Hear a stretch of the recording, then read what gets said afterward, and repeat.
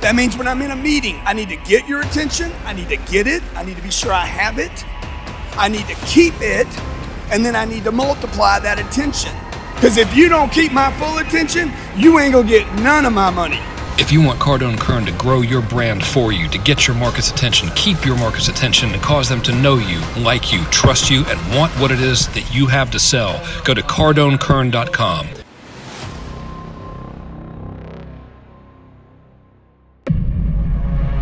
When you're in front of a customer, do I have your attention? When you're getting attention, you need to know something else is trying to get their attention too. You're in competition with everything, and you don't need to make attention. You need to get attention. They're tied together. Attention is money. Get it? Keep it, multiply it. That means when I'm in a meeting, I need to get your attention, I need to get it, I need to be sure I have it, I need to keep it, and then I need to multiply that attention. Because if you don't keep my full attention, you ain't gonna get none of my money. If you want Cardone Kern to grow your brand for you, to get your market's attention, keep your market's attention, and cause them to know you, like you, trust you, and want what it is that you have to sell, go to CardoneKern.com.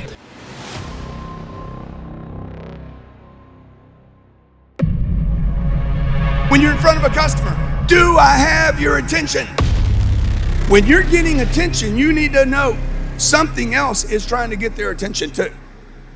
You're in competition with everything, and you don't need to make attention.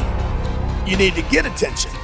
They're tied together. Attention is money. Get it? Keep it, multiply it. That means when I'm in a meeting, I need to get your attention, I need to get it, I need to be sure I have it, I need to keep it, and then I need to multiply that attention.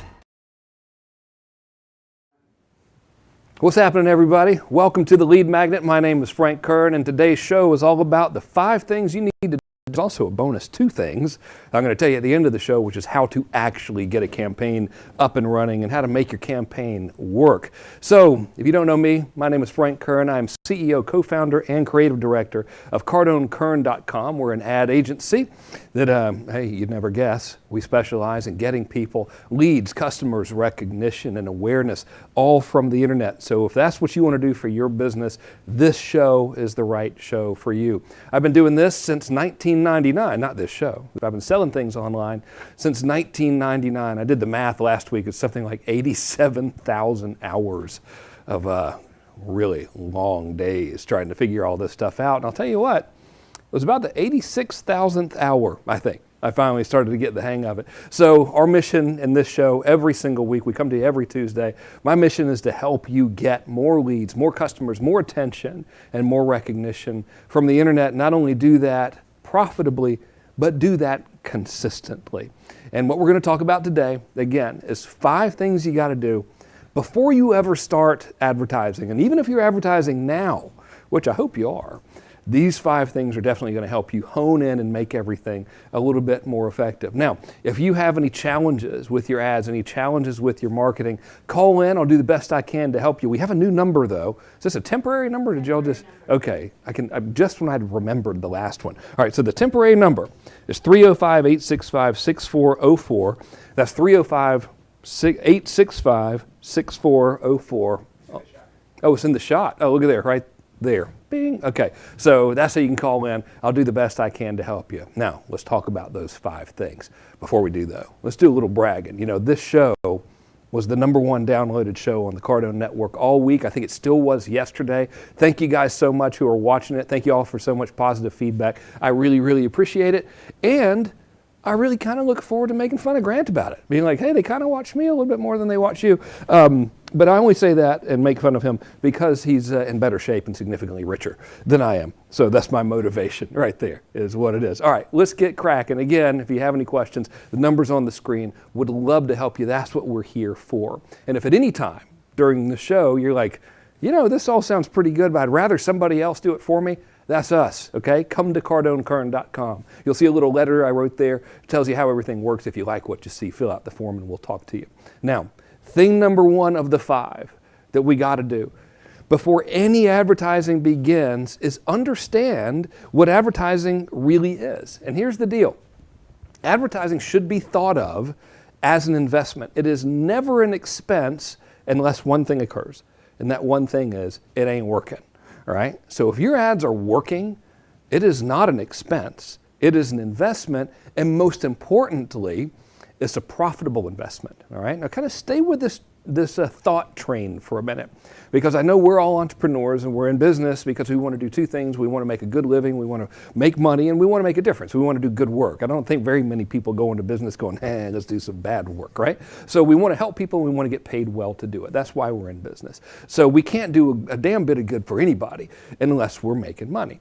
Well, of all the investments in the world that we could ever make, it's quite possible that a successful ad campaign is going to give you a better return on your effort, energy, and money invested than anything else in the world. So hear me out on this one. Let's say that we spend $1 on ads, which of course, I'm just using this for easy math, right? Let's say we spend $1 on ads, so we put $1 into this machine that is advertising, and within 30 days we get $1.20 back. Doesn't seem that exciting, does it?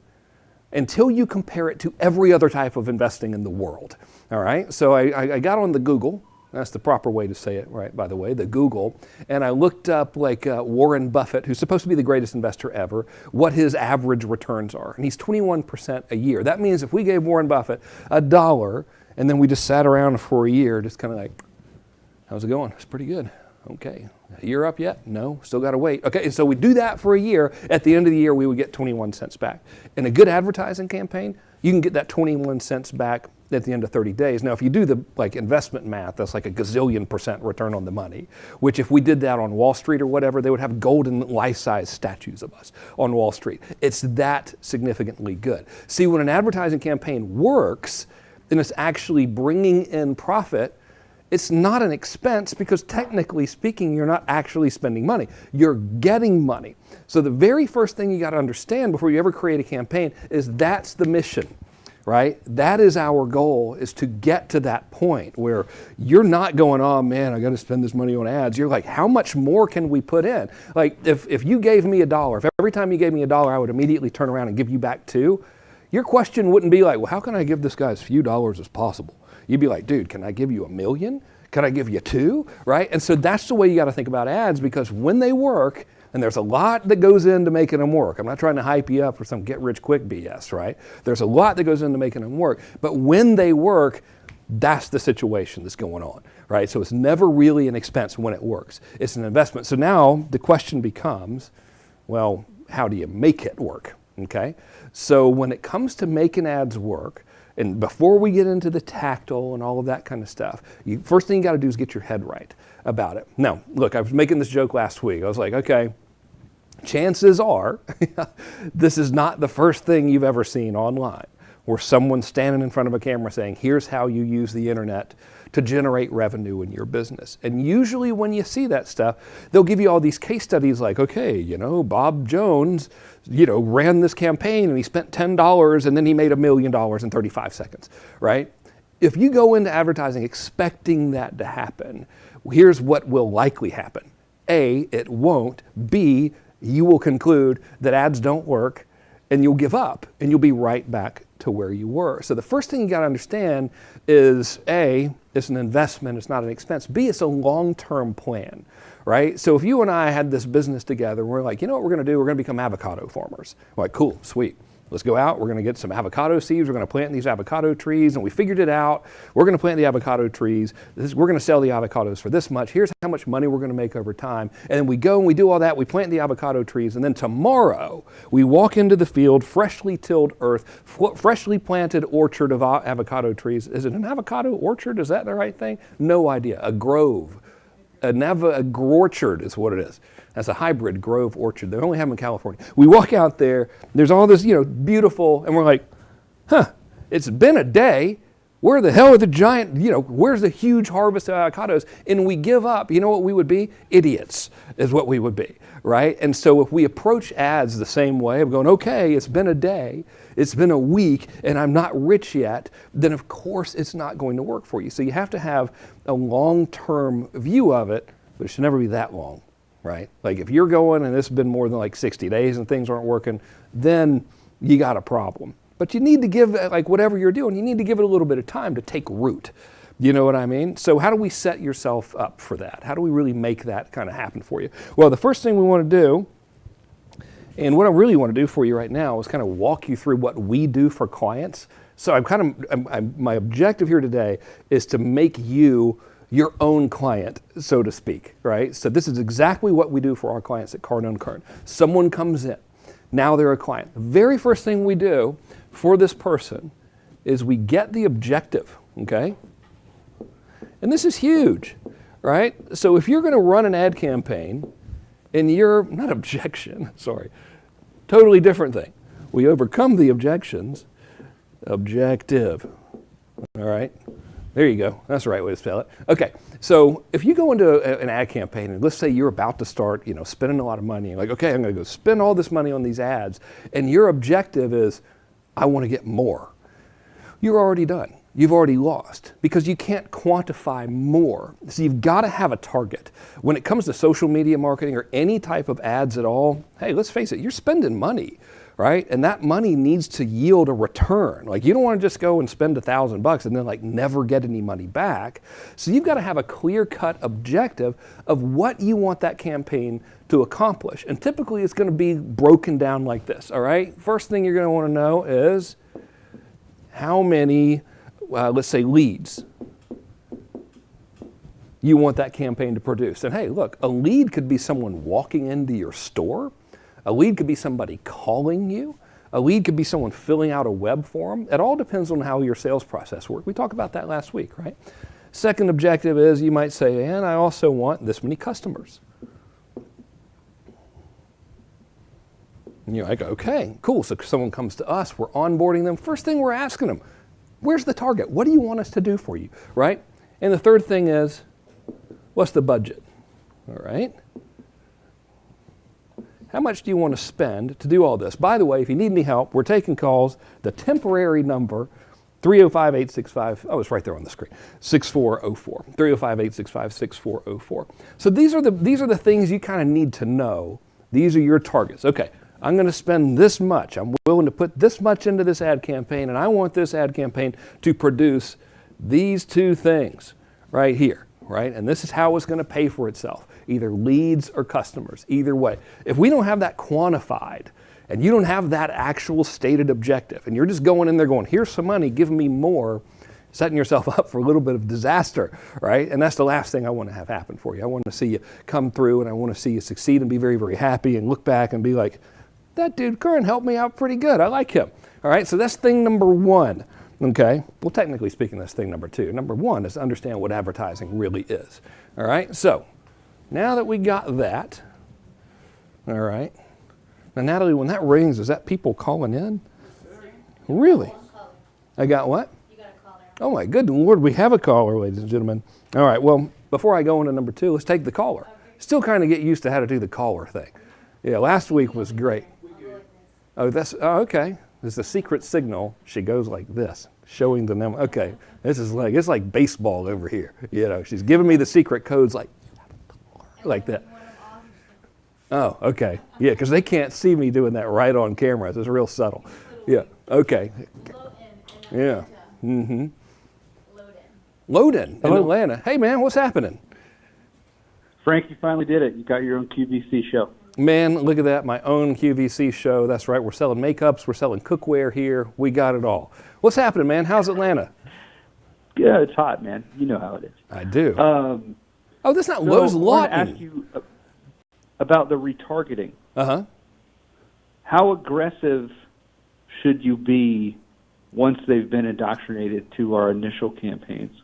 All right, so what he's asking, okay. And should I give context? All right, so I'm going to decipher that.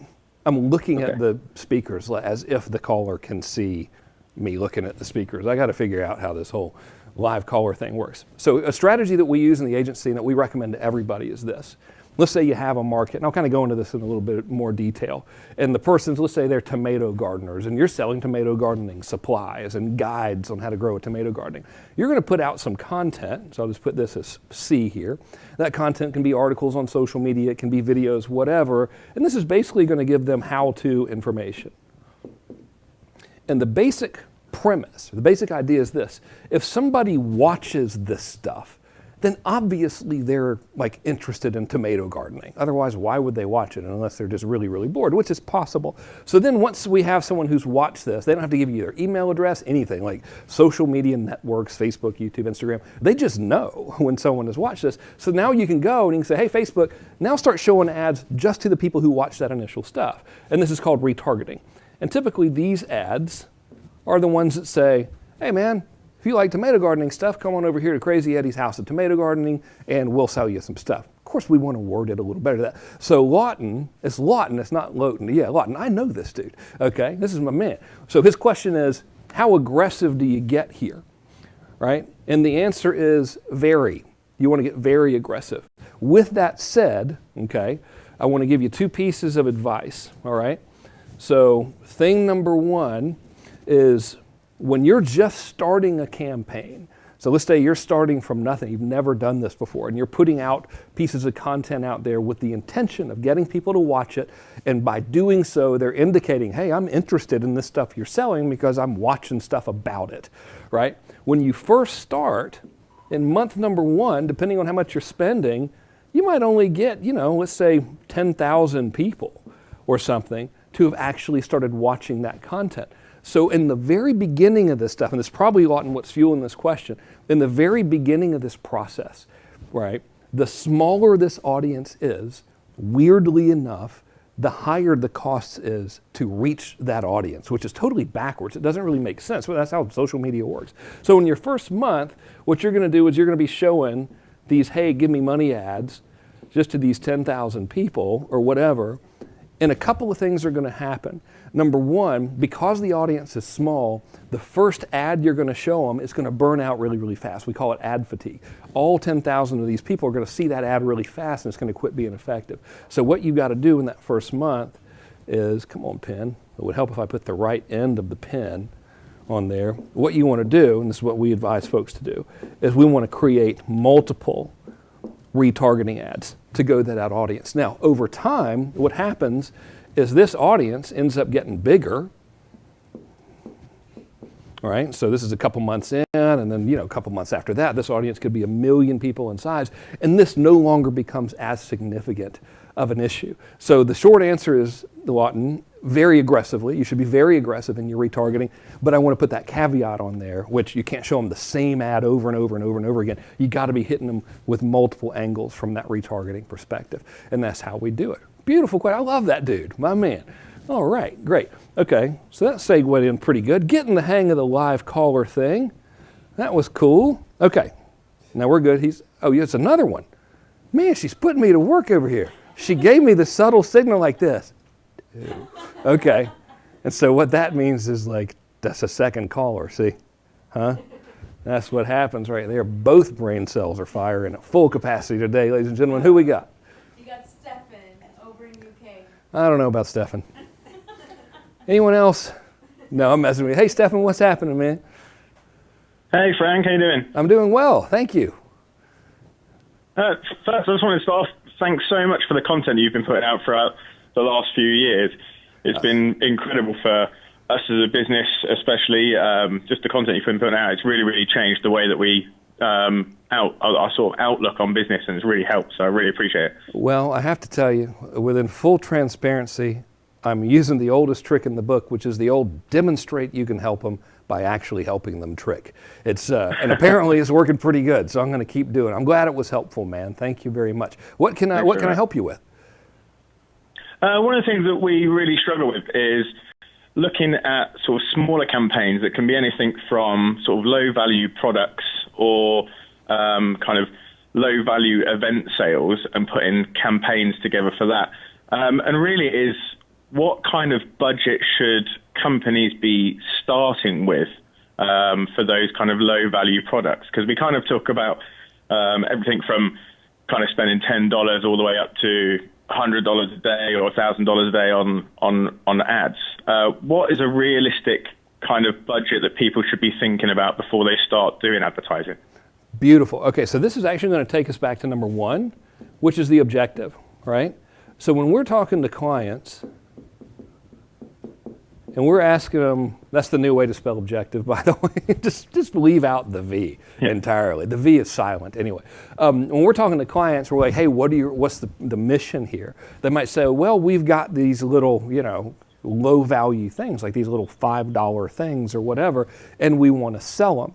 Now, immediately, if that's the case, we might start having a little bit of a red flag, which is, okay, well, advertising works really, really well, but there's always the cost involved of acquiring a customer. So the first thing I would ask you is, on those low dollar things, what else is sold? Because very few businesses in the world survive off selling something for $5 without having what's called a back end, which is a next sale. So what else are they selling? Well, essentially, I suppose they would do an upsell from the event ticket. So they get people into the event and then try and flip them into clients. Okay, so what we're really ultimately doing is trying to get sales at the event. Yes. Yeah, okay. So that changes the whole game, right? So remember, earlier, guys, I was like, dude, you got to know the objective and what's going on. This is why. Otherwise, he knows what he's doing. But if you've never done it before, you don't actually know the real mission, and you could put a lot of emphasis in the wrong area. So I'm going to ask him some math stuff, which is, what everybody loves to do on camera, which is exactly why you're watching this, yay, let's watch a fat guy do math. Okay, but what are you selling the event ticket for? The event tickets are going up at about £99. Okay. And then they're showing up, and what's your show up rate?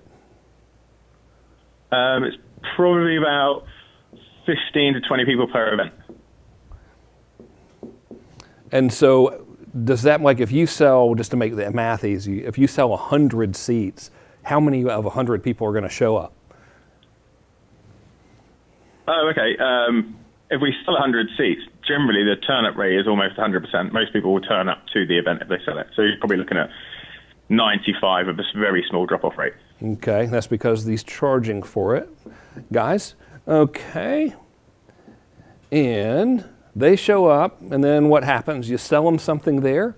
What's the value of the thing you're selling? Well, we would normally do a kind of workshop with them, so they've got kind of a value-add takeaway. But then towards the end of the presentation, it would be a case of showing them, actually, we've shown you how to do it, but we can kind of do it for you. It's the old demonstrate you can help them by actually helping them trick, I think, is what you're doing right there. Exactly. We learn a lot from you. Yeah. And so what are you selling? I mean, I don't need to know the thing, but what's the cost of it? What's the dollar value per sale?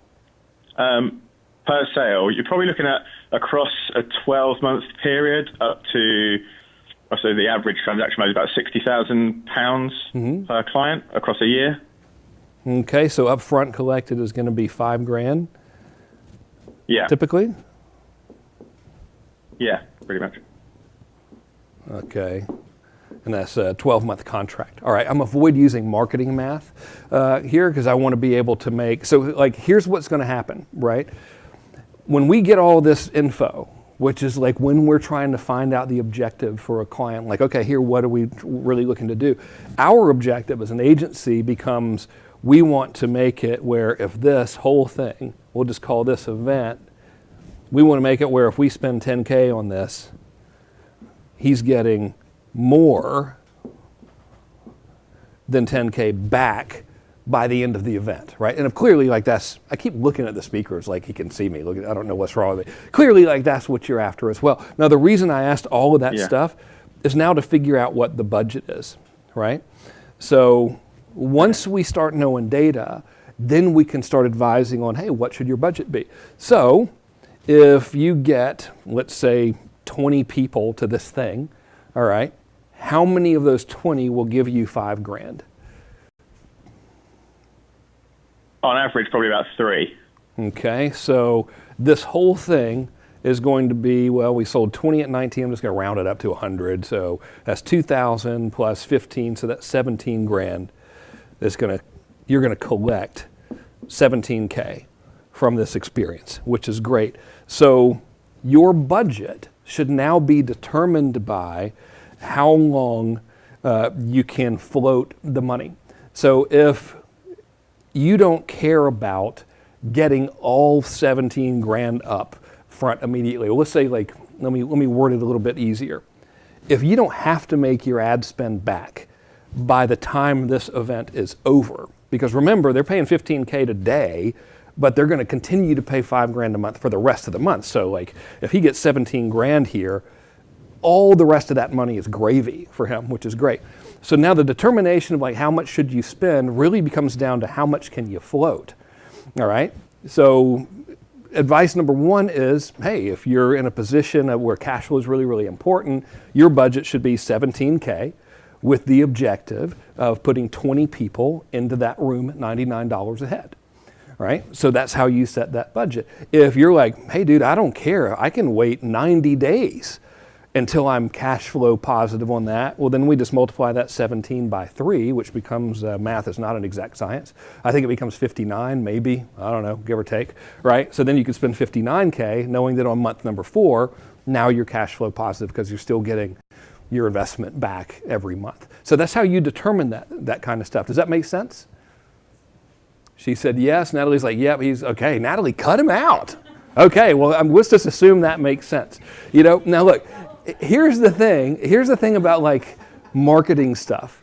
Like, I'm probably the only guy who's willing to put you into a coma giving you the math, but man, guys, you got to know the math, right? If you don't know the math, people are going to take your money and run. They're going to be like, oh, sky's the limit, blah, blah, blah, blah, blah. But if you know this math going in, or you've got someone like an agency like us that'll sit and work with you and figure it out, then it's pretty hard to go wrong long term with your ads because you got a target, right? In this guy's case, we're like, okay, shit, let's spend 17 grand to get 20 people into a little event knowing that all of these numbers are probably going to hold. And the question now becomes, can you do it? Can you get 20 people in there for 17 grand? The answer is like, yeah, we probably can. You know what I mean? So that's how you figure all this stuff out. Okay, so that was the last caller for this little... We have one more? No, all right. Fine then, put me to work, you know. Good Lord. I don't want lunch. You know, I'm not hungry. It's not lunchtime for me. Now, Alex and where? In Zurich, Switzerland. Oh, sweet. Hey, what's happening? Hello. Hey, dude, can you hear me? Looking at the speakers again. Yeah, I can hear you fine. Beautiful. Sorry, I'm also listening to the live stream, so... Oh, man, it's like, it's like that movie with Leo DiCaprio, Inception. All right, what's the question, my good man? Question is about Facebook. Uh-huh. That's a good one. And So Facebook and the funnel. So you have a funnel on the one side and Facebook ads on the other side, and you have multiple offers. And you know they can break even if you put enough traffic in, but how do you measure whether the right traffic is coming from Facebook into your funnel? Because for me, that's two different things right now. Mm-hmm. Like you have the ad on the one end, but you can't really measure the conversion on the other end. You know that it will convert if the right traffic is going into the funnel. But yeah, so you need to basically target the right traffic. How would you break that down? yeah, all right, guys, this is where you got to watch out. This is where you need someone that's going to ask you the tough questions. How do you know the traffic will convert? Is it converting now from any traffic source in the world? Do you have data that exists? Did we lose him? That's the question. Yeah, all right, so you don't, so it's untested. Is that what it means? Is that what you're telling me? You haven't sent traffic there yet? No, I've sent traffic there yet, and I have zero conversion on the other side. Probably because that's my guess. I'm sending either the wrong audience, not enough traffic. So that's what I'd like a breakdown on. So what we have here is a great big question mark. Has this funnel ever sold anything yet? It's okay if the answer is no, by the way, but it's hard to fix this if we don't know any benchmarks here. So has it ever sold anything before? No. Got it. Okay. So when you're in that phase, now typically we don't take folks with no sales process that's proven as clients because it's a surefire way to have people be like, hey, it didn't work. It's like, well, dude, you didn't have a sales process. So here's what I want to advise you, right? So you're in that stage where you got to like kind of throw a lot of stuff at the wall and see what sticks, but do it with a little bit of planning. So we don't want to randomly throw stuff at the wall. We want to do it very, very strategically. The first thing we want to look for is data with statistical relevance. Man, that's a sexy term, ladies and gentlemen. That's right. Come see Frank Kern talk about math and statistical relevance. So here's what that's the fancy way of saying. If you didn't get enough traffic to really count, we can't make a decision. So how much traffic came to the site and into the funnel so far? I sent $500 worth of traffic over 5 days once, and then I'm rebuilding the structure now because I think that was enough to figure out that it didn't work. All right. But so the question is, what do I do to figure out, to make it work? So here's the thing, okay? I didn't get the answer. No, I got the spend, but the spend and the results are totally different, right? I could go spend a whole bunch of money on a new haircut and still end up looking like this. Haircut didn't give me the results, right? So I know you spent $500. How many visitors did it get you? Let me get the live number. 1 second.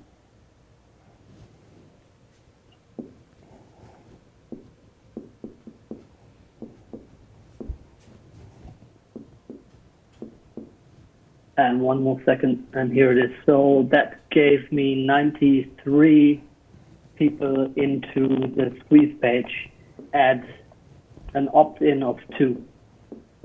So that was very bad, in my opinion. I guess you agree. Yes, it is. So here's what happened, okay? And here's how to diagnose something when things don't work, and I'll try to do this quickly. For some reason, I feel like I need to do it quickly. Am I taking too long with these? Oh, she's good, okay. Natalie's intimidating. She's got like this death stare, She really does. It's like in the prison movies when the new guy goes to prison and then people are like, so.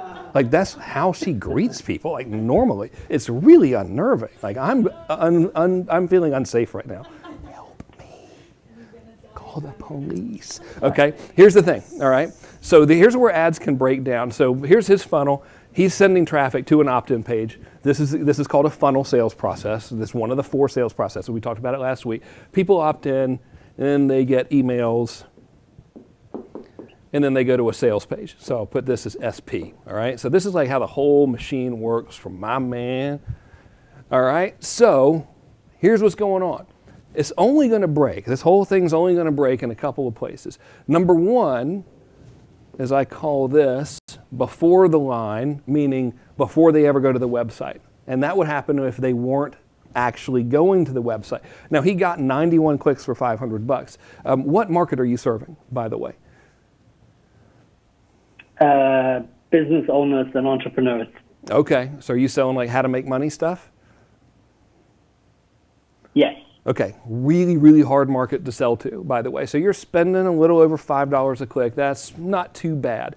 So if that number was wrong, so let's say he was spending $20 a click or nobody was clicking, what we look at is number 1, who are you targeting, right?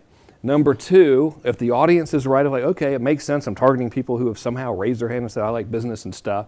And then now we got that. The only 2 components of your ad are going to be the thing they see, whether it's an image or a video. So I probably should have just put something that indicated a visual like this, all right? It's either going to be an image or a video, and then there's the copy, and that's the words and stuff under the video. So if they're not clicking, all right, it's just going to be a factor of one of these 3 things. Sounds like all that stuff is working out okay. So now what we've got is, all right, are they opting in? So he had 91 people here.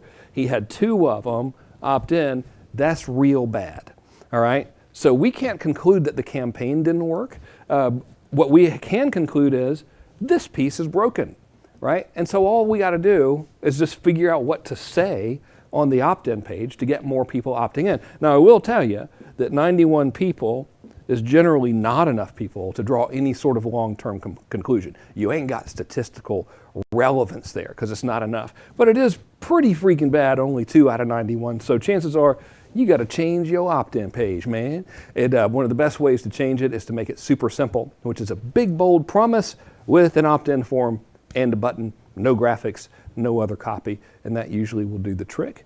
And I think that'll show them. Okay, that'll teach them. All right, so let's get back to cracking. Guys, if I didn't have this fancy pants whiteboard here, I would not be able to do this job. This thing is a lifesaver, I'll tell you what. Okay, so where were we? Oh yeah, so we got the objective, all right. and we got the target. Okay, so how many do you want? You know, how many customers, how many leads, what's your budget? We do all that math stuff, which actually those calls were perfect timing, because that was quite a demonstration of how to do the math stuff that like 1 out of 200 people will actually take the time to do. That's like what your success is built on, is the math stuff. So the next thing we want to do is we want to find out, so now I'm in like, I guess, number 3. Who's counting? Math is not an exact science. Now this is the who, right? Who do you want? So before we have yet to spend a dime together, right? Like we're not running any ads yet. We're just like planning, we're scheming. So now the question is who? Who do you want? Who is your target? Who's your ideal customer? Here's the deal. You can get anybody you want right now. It's like we have won the business lottery in the day and age that we live in. Like it's like Christmas happened yesterday, and then it was like, yeah, you know, let's make Christmas today too, and you know, let's just make Christmas every day for years and years and years. Not only can we reach everybody on social media, but it's also dirt cheap to get in front of them if you do it right, and they're all like carrying their phones with them everywhere, which is the very thing that we're able to get in front of. So your end customer is constantly carrying a device and staring at it more than they're staring at their own families, and we can advertise to them 24/7 on this thing for fractions of pennies on the dollar than we would have ever had to pay in the past. So this is like, as Vaynerchuk said in one of his podcasts, he's like, dude, if you can't make it today, you're a freaking idiot. And it was kind of a little bit of a rough way to say it, so I'm going to let him say that, but I agree with him. Well said, GV. Okay, so we got to find out who you want. All right, and it's like, don't be like, well, I just want people. Be like, hey, I'm my perfect buyer. And the real question should be, who's your perfect buyer? Right? My perfect buyer is a male at the age of 65 who's just retired and he owns his own home or whatever. All right. So once we know that, but you got to know that, then we don't start building ads. We find out what your sales process is. All right. So you need to be really clear on what your sales process is. And a sales process is a fancy way of saying how you sell your stuff. All right. How do you do it? So we got 4 ways. I'll be super quick because I did this last week. First one's called the classic. That's someone goes to like you got a hardware store, they walk in there, they buy a hammer, they leave. That's called the classic. The second one's the toe dip. Remember my man over there in the UK, in the country of Europe, wonderful country this time of year, his process was a toe dip. They come to a little event, they're kind of dipping their toe in the water to see, and then they become a customer or not. Attorneys use that a lot. If you're scheduling a call with somebody, that's a toe dip. Your end result customer is they're dipping their toe in the water, like, and then they might become a customer later. The third one's the e-com. That's when they just go to a website and buy something, Amazon, for example. And the 4th sales process is the funnel. And that's what that dude was it Sweden? Sweden. That's what he's got. He's got him one of them funnels, right? So once we know this, now you kind of know what to start saying in the ads. But before you ever run an ad, and this is a big one, we find out what worked, okay?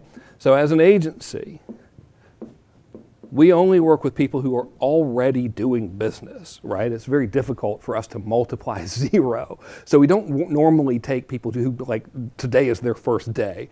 So typically when we'll take on a client, even if they've never advertised online at all, they've done something right because they already have a successful business to some degree. So we'll find out, and this is what I want you to do in your business, we'll be like, hey, what worked before? Not with the internet, but in general. And you might find out that, hey, you know, one time I had this ad in the paper, or one time I was featured on TV, or one time we sent out this postcard, or one time we did this sale, or whatever. And once you've got all this data, right, so these are the 5 things you do before you ever create any ad campaign. Once you have all of this stuff, now it's time to start creating ads, right? So if you don't do all this stuff, if you're not willing to take the time to do all of this, here's what metaphorically it's like you do it. Get your checkbook out, write a check payable to maybe, and then sign it and leave it blank. That's pretty much what you're doing if you don't do all of this stuff, right? So you really want to do this stuff or else you're making a blank check to maybe. So once you've got this data, all right, and then we'll end on this, we'll wrap it up. The first thing we do is you have an immediate campaign.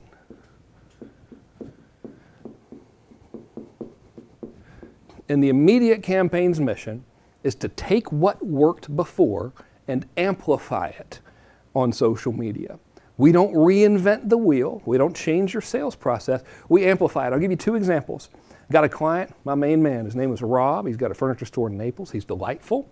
And I was talking with him. We were doing his intake process, all that stuff I just asked you. I asked him, and during that conversation, he was like, yeah, dude, this one time I was on the news, and the lady on the news was talking about real estate and stuff, and they said something like, hey, you know, this furniture store, it's called the Find Consignment in Naples, Florida, if you're looking for good furniture. They were like, hey, you know, this furniture store is really awesome, these guys are really cool, yada, yada, yada, and it was one of the biggest days we've ever had in business. I was like, well, wait a minute. Why don't we just take that message and stick it on social media, with the logic being, well, if someone saw it on their television and it worked, we can just put it on social media in front of everybody who you want, remember, circling all the way back to your target market, and run that as an ad. And that began a very, very lucrative relationship between us and Rob that still exists to this day by doing that. Another client, a fellow by the name of Dean. Dean's a little bit curmudgeon-y. I don't mind me saying that if he's watching. Dean, you know who you are, but kind of in the fun way. So he's up in the Northeast. I always forget the state, but the one where everybody sounds mad, which is like kind of all of them. What is it, like Pennsylvania? Like, there's one state where everyone sounds kind of mad all the time, like Merry Christmas. And you're like, same to you? You know? So anyway, he's from there. And my man was spending $60,000 a month on radio ads. So when we took him as a client, we were like, how are the radio ads doing? He was like, oh, they're doing pretty good. I get on the radio, I say a bunch of stuff. People call me, and we got a sales process. And here's what's really weird. My man's sales process was and still is, people call a number, listen to a long voicemail thingy, and then leave their information on the dang like tape recorder. I guess it's digital now, but that's the sales process. So here's what we did. We just took what he was saying on the radio, turned it into a video, showed it to his target market a lot. Here's what happened. He used to spend $4,000 to get a lead from the radio. Now he spends less than $200. We didn't reinvent the wheel. We did our homework. That's what I keep asking you to do. Hey man, just take a little time. Do your homework to make sure this stuff works. I don't want you to lose money on ads. It means you'll give up on ads. Ads are the greatest investment you could ever make in your business when they work, right? So that's step number one, immediate. Step number two, now that we've got the immediate course of action, we plan the long-term course of action. All right, and a long-term course of action, now that I've written all of this stuff out, let me erase it. Here's what a long-term course of action is meant to do. And here's what an immediate course of action is meant to do. Here's your entire marketplace. This represents all the people who could potentially buy stuff from you. At any given moment, a little fraction of these guys, let's just say 10% of them, are looking to make some kind of buying decision in the next day or so. Like, this is your low-hanging fruit. These are people that your immediate campaigns go after. All right? Now, these are the same people that all of your competition is fighting over right now. They're just like, you know, when you see the car dealer that's constantly going, come on down and see us. We got the biggest selection and the lowest prices right down here in the corner of 2nd Street. Crazy 80s House of Hondas. Come on down and see us. They all somehow talk like that, at least where I'm from, right? So if anyone's hiring, I'll do voiceover work for you for nothing just to do that for my own personal amusement. This is the most competitive part. These are the hardest guys to reach. This other part, these are the folks who are going to be in the next, let's say, well, that's a weird way to start a 60 days or so. These are the folks that are in the getting ready to buy stuff stage.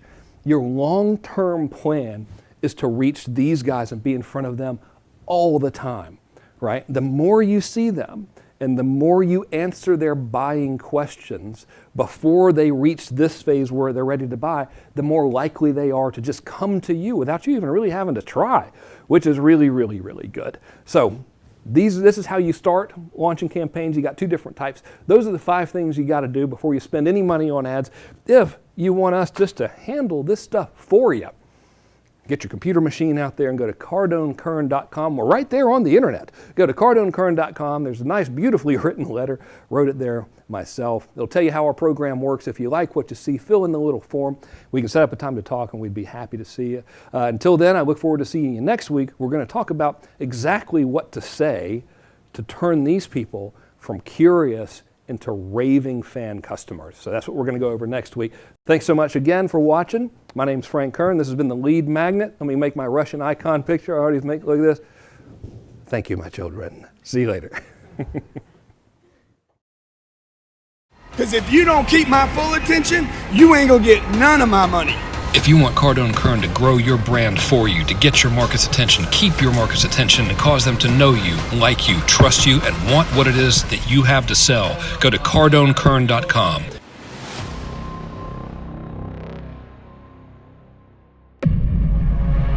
When you're in front of a customer, do I have your attention? When you're getting attention, you need to know something else is trying to get their attention too. You're in competition with everything, and you don't need to make attention. You need to get attention. They're tied together. Attention is money. Get it? Keep it, multiply it. And then I need to multiply that attention. Because if you don't keep my full attention, you ain't gonna get none of my money. If you want Cardone Kern to grow your brand for you, to get your market's attention, keep your market's attention, and cause them to know you, like you, trust you, and want what it is that you have to sell, go to CardoneKern.com.